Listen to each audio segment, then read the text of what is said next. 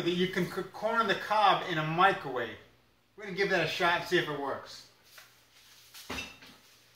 I'm not doing anything to it. This is right out of the refrigerator, right in the microwave. Hit the 3 minutes, and that should be it.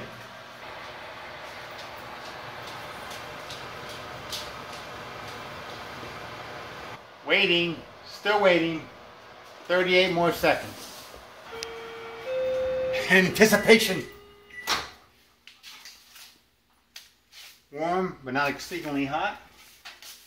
But supposedly they're done. So we'll just check this out and see if this is any good.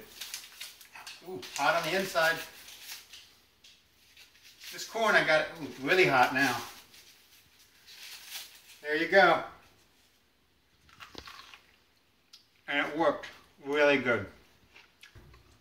Yeah, it's probably better for you without the butter, but I like butter.